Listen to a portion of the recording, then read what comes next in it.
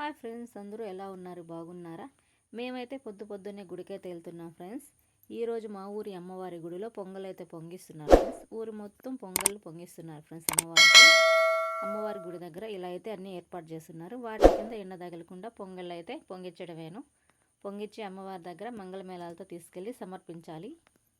ఊరు మొత్తం వచ్చారు ఫ్రెండ్స్. చూడండి ఎంత సందడిగా ఉందో. మా పిల్లలు మేమైతే వెళ్ళాం ఫ్రెండ్స్. చూడండి ఇలా పొంగల్ అయితే చేస్తున్నాము.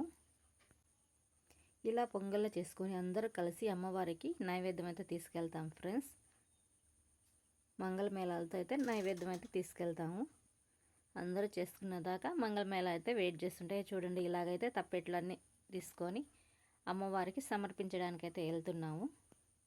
చాలా సందడిగా ఉంది కదా ఫ్రెండ్స్. మా ఊరి అమ్మవారు చాలా మహిమ గల అమ్మవారు ఫ్రెండ్స్. మీరు ఒకసారి తప్పకుండా రండి మా అమ్మవారి దర్శనం కోసం.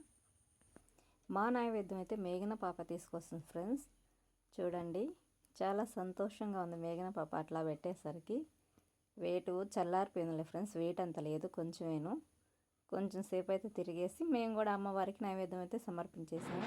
చూడండి ఫ్రెండ్స్ మా అమ్మవారు ఎంత బాగున్నారు. చూడడానికి 2 కళ్ళు సరిపోవట్లేదు, అంత బాగున్నారు మా అమ్మవారు. ఇలా అందరూ అయితే నైవేద్యం సమర్పించేసుకుంటాం.